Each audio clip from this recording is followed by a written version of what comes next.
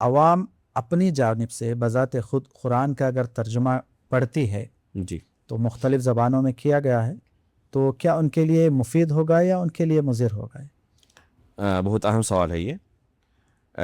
آپ نے سنا ہوگا جی بعض جماعتوں کی طرف سے یہ کہا جاتا ہے کہ آپ قرآن کو سمجھ کر پڑھنے کی کوشش نہ کریں جی ورنہ آپ گمراہ ہو جائیں گے۔ جی بالکل تو وہ سارے لوگ روکتے جی ہیں لوگوں کو، اور ان کے بالمقابل جماعت اہل حدیث کی یہ خصوصیت ہے کہ یہ کہتے ہیں کہ آپ بھی قرآن کریم کا ترجمہ پڑھیں، تفسیر پڑھیں۔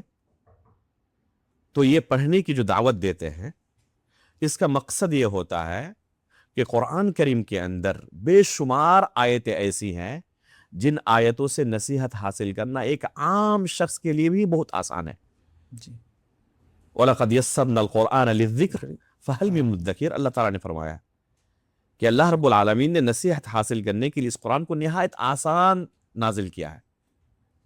ایک شخص اگر نصیحت حاصل کرنا چاہے تو قرآن کریم کے اندر بے شمار آیتیں ایسی ہیں جن سے وہ نصیحت حاصل کر سکتا ہے اور اپنی دنیا اور آخرت کی اصلاح کر سکتا ہے۔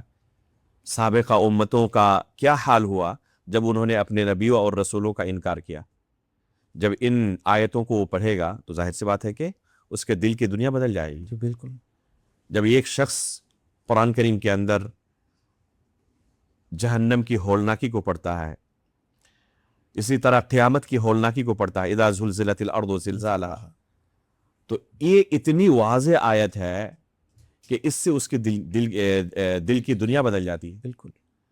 تو جنت کی نعمتیں، جہنم کا عذاب، قیامت کی ہولناکیاں، سابقہ امتوں کا کیا حل ہوا، توحید اور شرک سے متعلق جو آیتیں ہیں، تو یہ نصیحت کی جو چیزیں ہیں ایک عام شخص کے لیے بھی انتہائی آسان ہے۔ جی بالکل۔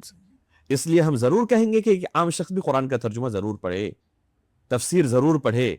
جس زبان کو سمجھتا ہے اللہ کے فضل سے اس زبان میں ترجمہ اور تفسیر موجود ہے تو ضرور پڑھے، لیکن کبھی بھی اس کے دماغ میں یہ وہم نہ پیدا ہو کہ اس طریقے سے پڑھ کر میں عالم دین بن سکتا ہوں اور میں لوگوں کے درمیان دعوت و تبلیغ کے لیے کھڑے ہونے کا اہل بن سکتا ہوں۔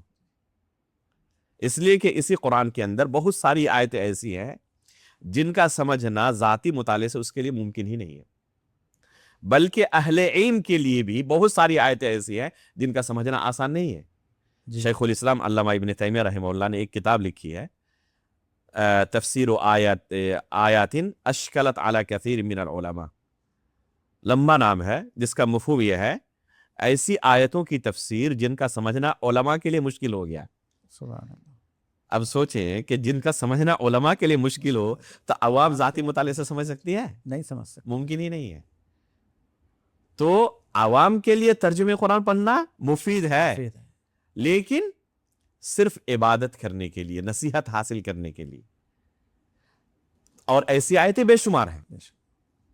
لیکن اگر وہ یہ سوچ رہے ہیں کہ اس میں احکام سے متعلق جو آیتیں ہیں، عقیدے کی باریک مسائل سے متعلق جو آیتیں ہیں، ان کو ہم ذاتی مطالعے سے سمجھ لیں گے تو یہ ممکن نہیں ہے۔